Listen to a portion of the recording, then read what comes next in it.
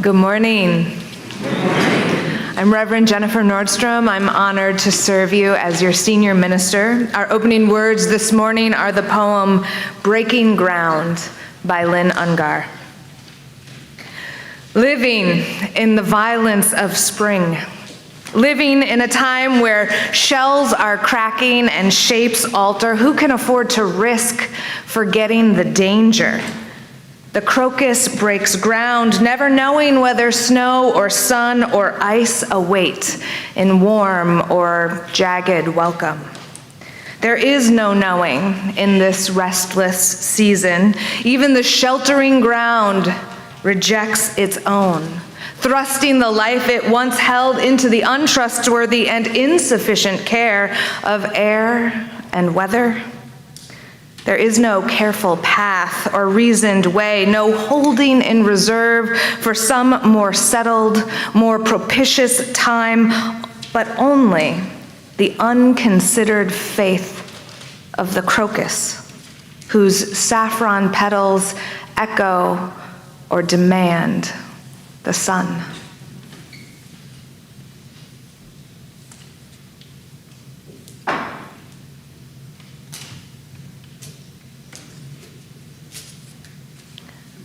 I promise you we replaced it last week, folks.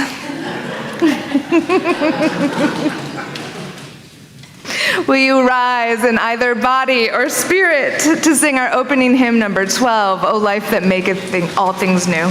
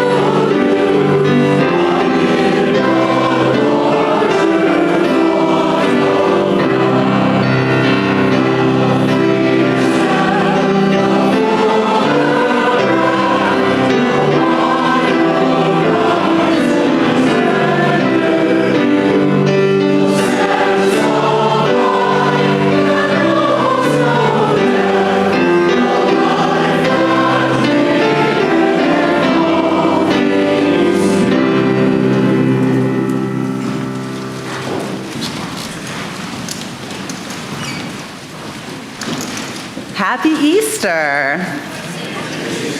I am Reverend Kimberly Tomchuk Carlson. I am honored to serve as your Minister of Religious Education. And the story I have for you today is called The End is Just the Beginning, a book of endless possibilities. And it was written by Mike Bender. The end. That's right. You heard it correctly. You've reached the end and the beginning. But wait, how can a book possibly start with an end? That's ridiculous. Well, prepare to have your mind blown, because the end isn't really the end. It's just the beginning of something else. Like this beautiful sunset we saw this morning. Sure, seems like yesterday evening. Sure, it seems like the end of a day, right? But not so fast. You see, when the sun goes down, it's actually just the beginning of night. And when the snow melts at the end of the winter, it just means it's the beginning of spring. This one's tricky. And if you try to go to the end of the earth, you actually keep going back to the beginning because the earth is just one big circle.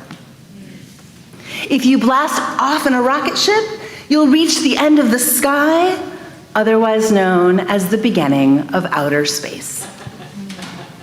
When you count, the end of the number is just the beginning of the next number, and so on and on and on and on, all the way to infinity, which, by the way, never ends. Even a sign that literally says dead end isn't an end at all. It's only just the beginning of whatever lies beyond.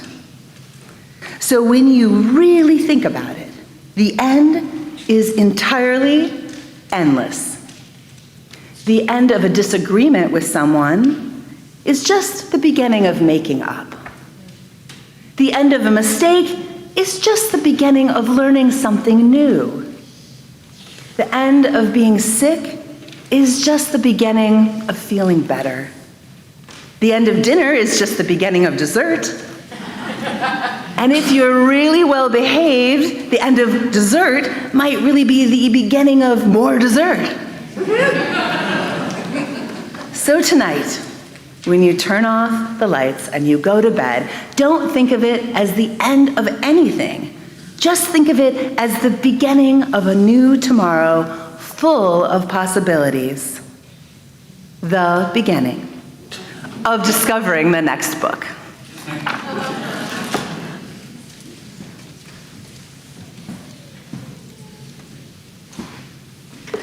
I invite you to join me now in a time of contemplation, which will be followed by silence, followed by the seated singing of hymn 123, Spirit of Life.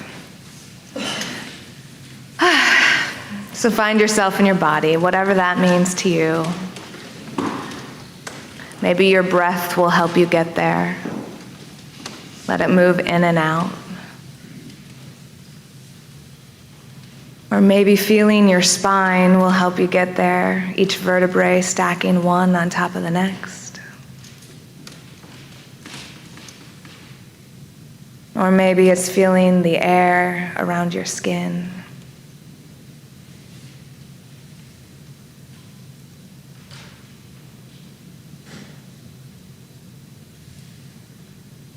Spirit of life and love, Holy One of our being and our becoming, that which is sacred within, among, and beyond us.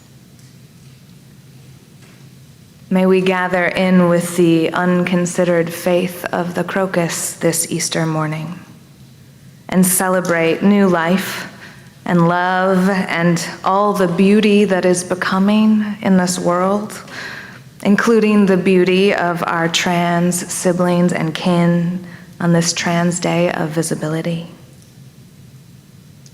May we be grateful for all of the love in our lives, for the sun rising again and the spring that is surely on its way, for the hope at the horizon of our vision. We send care to all those who are grieving today that they might be held in love. And we share joy with all those who are celebrating, including our Jewish and Hindu, Christian and Muslim kin, all who celebrated holidays this week. In this world where joy and woe are woven fine, may we be weavers of love. May it be so.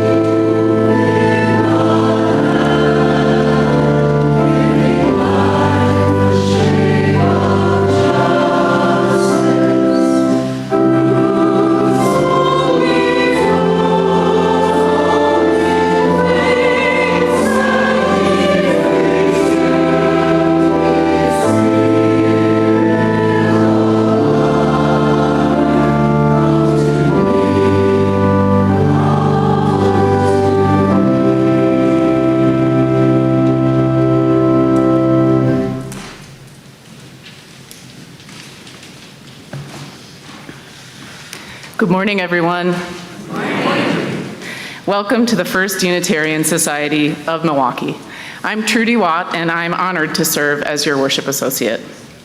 We welcome people of all genders, sexualities, ages, races, ethnicities, histories, and bodies.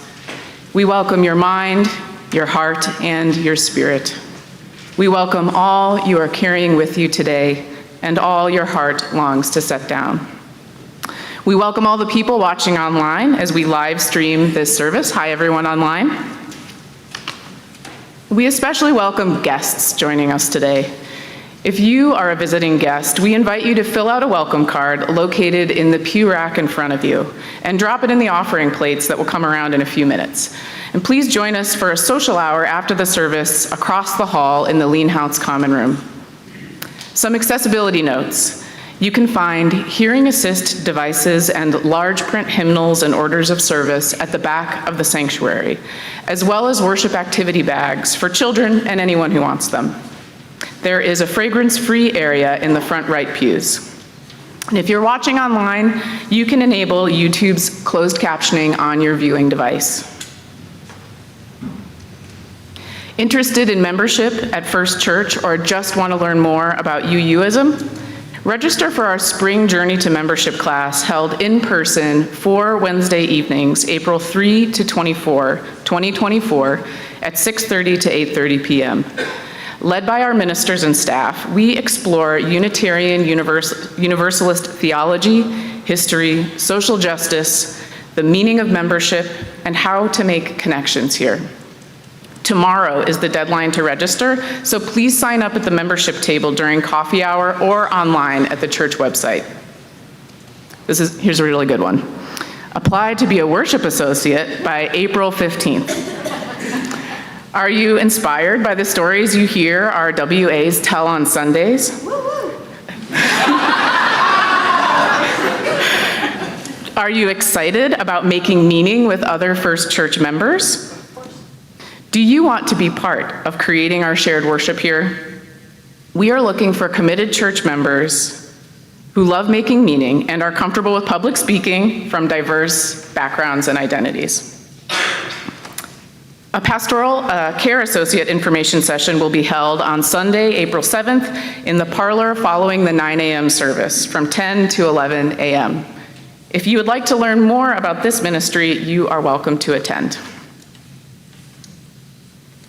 I welcome you to share in our First Church worship and purpose by inviting you to join me in a unison affirmation of our mission, which is printed in your order of service. We gather to nurture the spirit, engage the mind, and inspire action. Every week, we have an opportunity to practice our values through sharing our resources. Our pledges are at the core of our spiritual practice of generosity. In addition, the church shares half of all the non-pledge cash in our offering plate with a community organization, practicing our value of interdependence. Today we share the plate with an organization. Peace Action! Thank you. May the practice of giving bring us joy. The offering will now be gratefully received as we together sing, seated, our children's recessional hymn, number 1017 in the Teal hymnal, Building a New Way. I invite all children, youth, and RE volunteers to sing the first verse of the hymn and then follow Reverend Kimberly to the Lean House Common Room and then downstairs for religious education. If your child needs to check in for RE, please accompany them to the Common Room now. Please join us in singing hymn number 55, 1017, Building a New Way.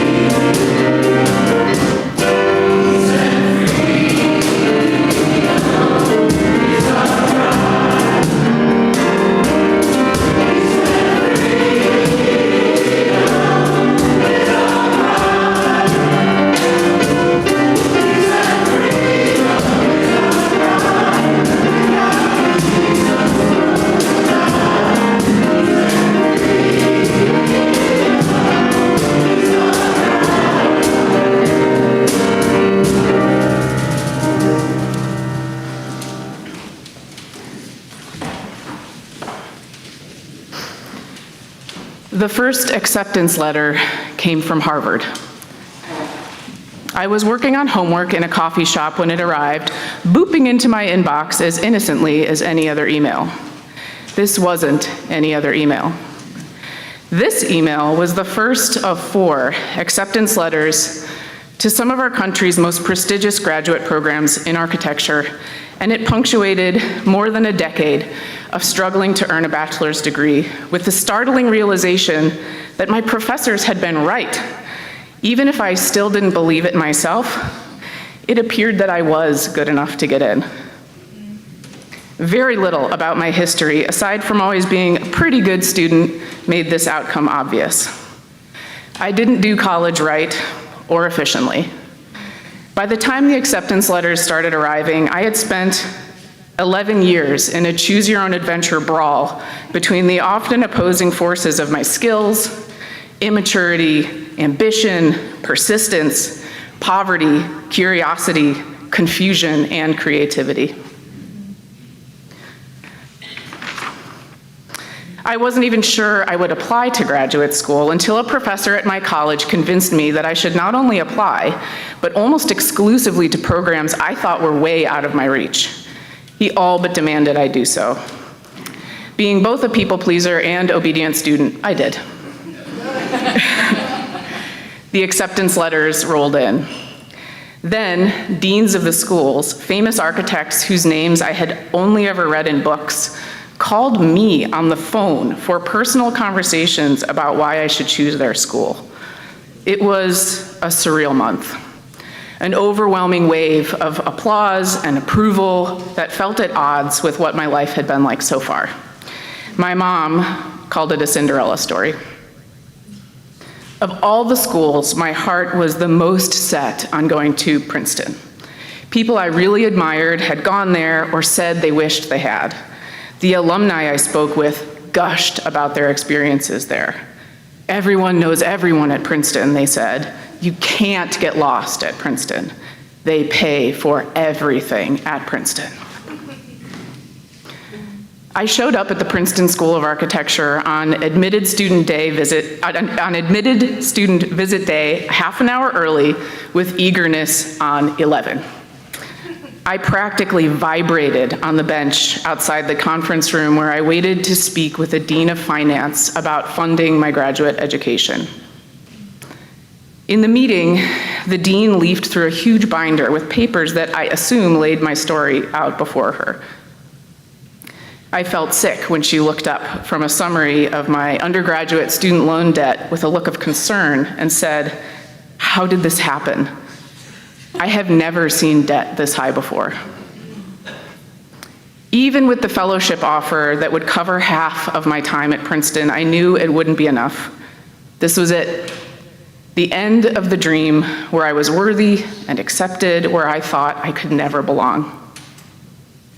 "I don't know," I said, and stared across the glossy expanse of the lacquered table into the green courtyard beyond. I couldn't say anything else. As I stared out the window in the otherwise silent room, trying to hold it together, I heard the dean leafing through the papers in her binder. It felt like a long time before she broke the silence and said, "Trudy, someone here really believes in you. We're going to increase your offer to full support." I have no idea what was on the paper in the dean's binder, and I don't know whose support changed my life that day. Over time, I've come to realize that it wasn't just the support of that mystery someone that changed my life. I can see that I played a part too. Along my winding path, I had become woven into a fabric of connections so strong that they could change events at an institution like Princeton.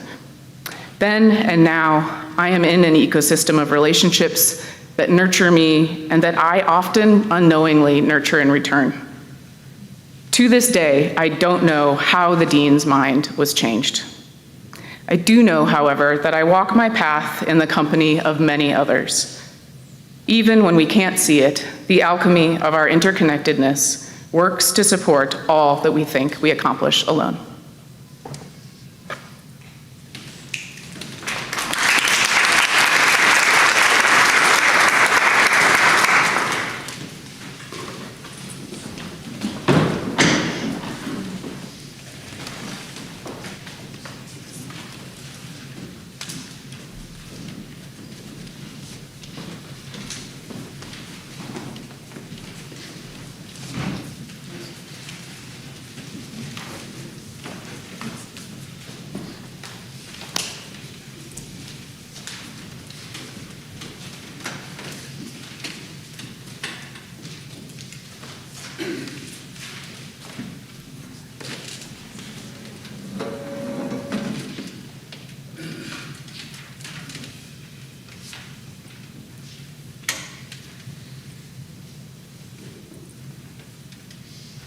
Longing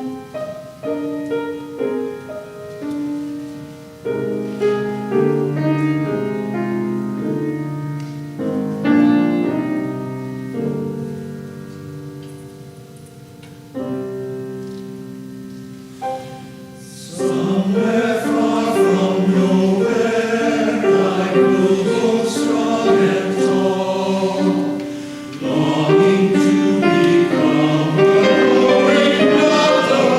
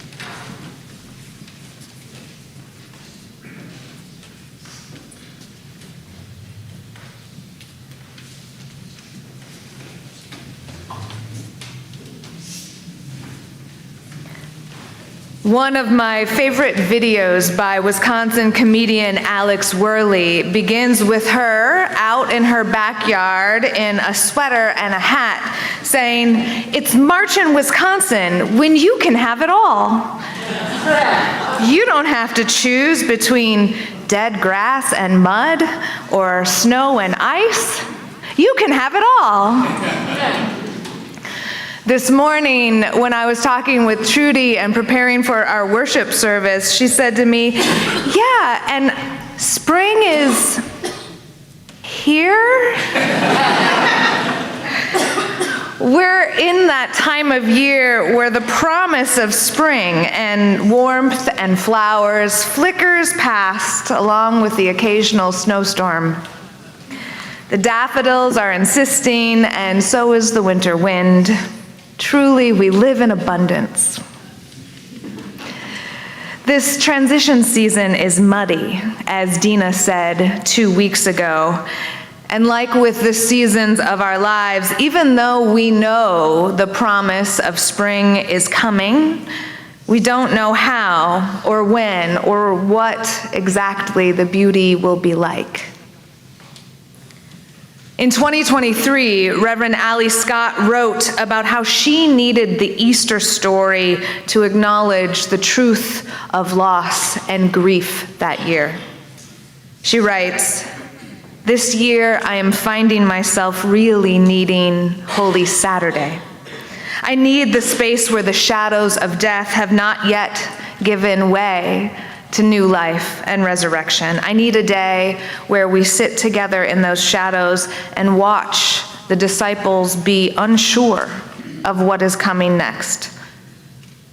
I need Holy Saturday," she wrote, "because I need assurance that depression doesn't mean faithlessness, that mourning doesn't mean hopelessness, and that sorrow doesn't mean abandonment." Many times, in the face of depression and mourning and sorrow, I have promised my beloveds with a straight face that it will get better. I have sat in the rocking chair next to loved ones in the pit of despair, people whose lives have been broken by loss and illness and abandonment and even death. And I have sworn that depression doesn't mean faithlessness, and mourning doesn't mean hopelessness. I have sat with them and I have promised that more beauty will come. As sure as true spring is followed by summer, as sure as I am that there will be marigolds and azaleas and lilies. For the mystery of resurrection is not whether it is coming, it's how and when and what form it will take. Today marks the Christian celebration of Easter, which can sometimes be a complicated holiday for Unitarian Universalists. Is this story of resurrection a story, or is it a metaphor? Is it a hope? And if it's a story about miracles, are we talking about miracles of the body, or miracles of the spirit, or miracles of the community? I have made promises of resurrection to people that I love, promises that spring is coming, because I know that the promises are open-ended. They are not specific. I can't promise the exact details of how the flowers will emerge from the ground or when the sun will finally warm us again. The seasons of our lives and the seasons of the world, they work in their own time, and I'm neither in charge nor a fortune teller. What I do know, though, is that the seasons turn, and they keep coming. And I also know that their beauty arrives in the form of their choosing, not ours. In climate work, there is a movement called deep adaptation, in which people are accepting the reality that climate change is happening. now. And we will, and in many places we already have, experienced incredible change and loss.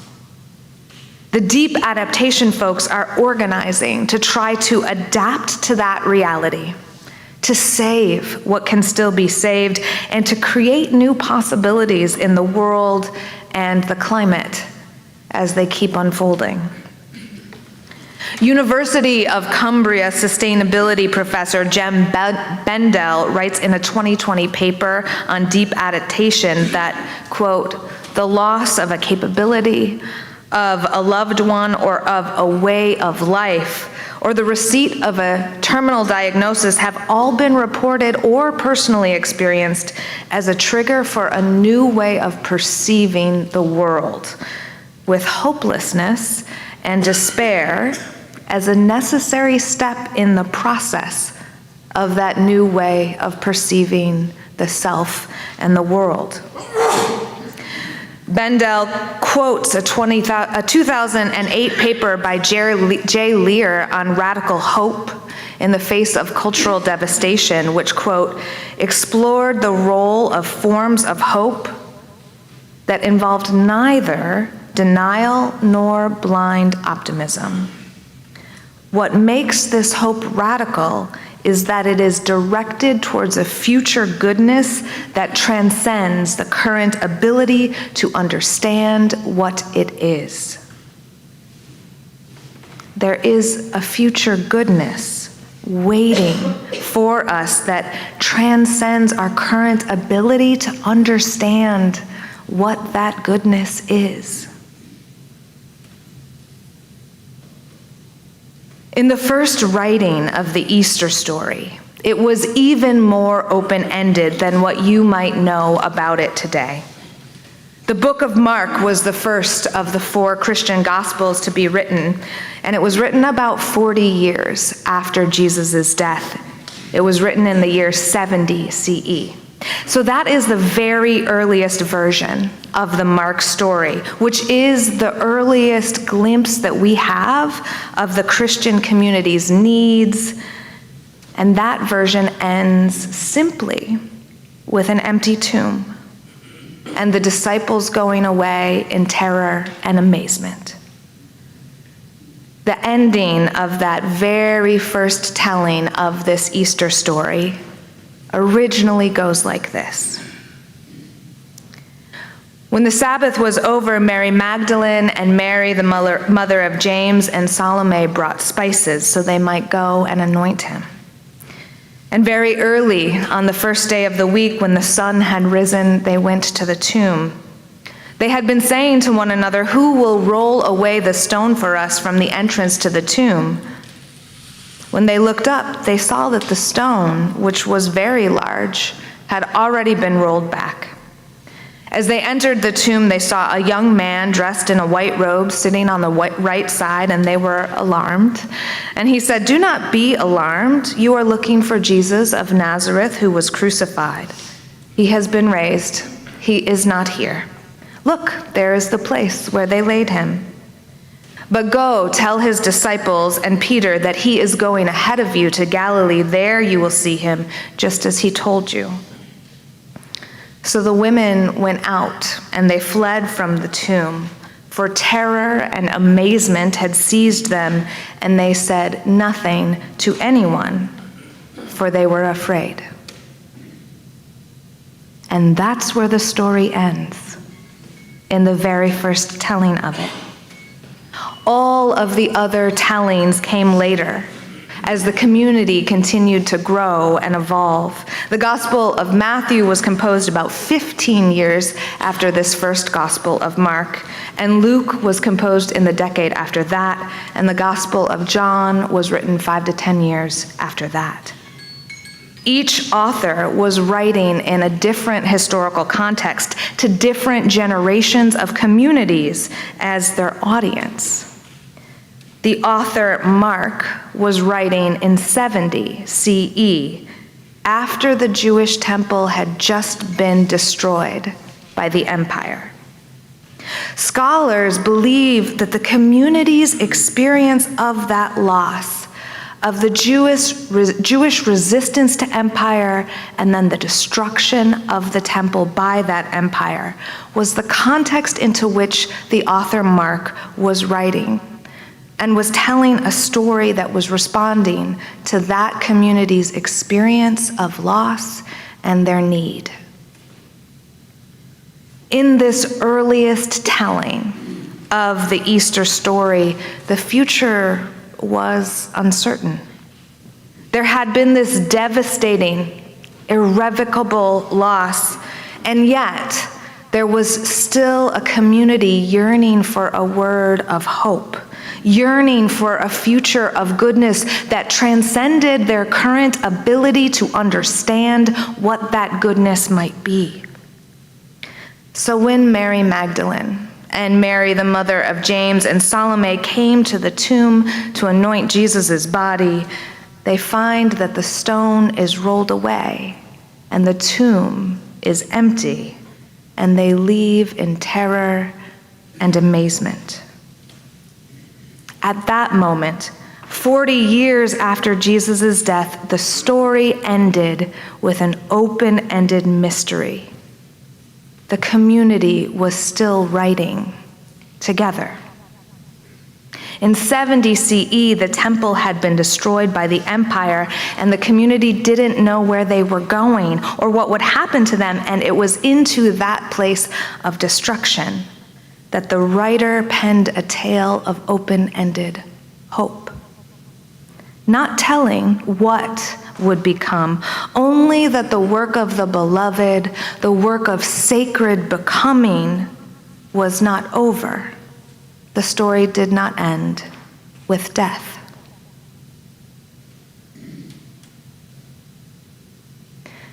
At the end of my beloved mentor Jan's life, her attention was turned towards life and its continued unfolding. Jan was mother to many, both literal and metaphorical, and she loved people and babies and flowers and beauty. Her terminal cancer diagnosis in 2022 and her journey through the last 2 years of her life were horrific and beautiful in equal measure. It was Jan who always said, "Joy and woe are woven fine in the face of grief and love." It was Jan who wrote, "Holy One of our being and our becoming." It was Jan who pulled people out of the depths with her love and her wicked humor when the world got too hard. And so news of her diagnosis was horrible. The Easter story of resurrection is about going into the pits of grief, even of despair, and being stripped to our essence, and then knowing, or perhaps discovering, that we are still yet inherently beloved and worthy, and that life itself is worthy of loving. Resurrection is about the surprising stirring of blood in the veins and the heart still beating and the belly still hungry despite everything. It's about the body still moving and breath still in the lungs and spring coming again to lure this loss into love once more. The last 2 years of Jan's life were all about living. Last summer, my best friend had a baby, and we called Jan from the birthing bed with new baby Robin lying on Mama's chest, and Jan answered the phone with joy and tears, laughing and cursing us for making her cry that morning. And in her final months of life, she told everyone over and over that she had fallen in love with a luminous being, her newest grandson, Benji, who was born in November of 2023. And when her time got short, in the last few weeks in February of this year, her eyes were facing towards spring. She was looking out the window towards the garden, and there was a lot of, what are you going to plant this year? And what is happening next? And what is going on with the babies? Jan kept moving deeper and deeper into the core of life and loving in the process of her death. This is the hope of deep adaptation, the hope that is realistic and doesn't turn away from the reality of loss, but chooses to keep living in the midst of it. It is to stand in the place of death and hear the living call your name. Jan's daughter, Hannah, has been writing about their journey in a blog called Letters from the Sandwich Generation. And she just came to the end of Jan's life. Here we are, she writes, the time to write the end. Or is it my or our beginning? Or is it both? Here we are, dear ones, in March in Wisconsin. And we find that the stone has been rolled away and the tomb is empty. The end is just the beginning, though. And here, in the wicked violence and unconsidered faith of the crocus, the flower once breaks forth from its shell and reaches for the sun again. Last week, Hannah posted a video of 4-month-old baby Benji laughing, with big eyes making giggles at kissy noises. And yesterday, baby Robin went with her mom to the grocery store and chattered the whole way through with giant chubby cheeks and an insistent good humor. There is goodness coming in their lives that I can't fully imagine yet.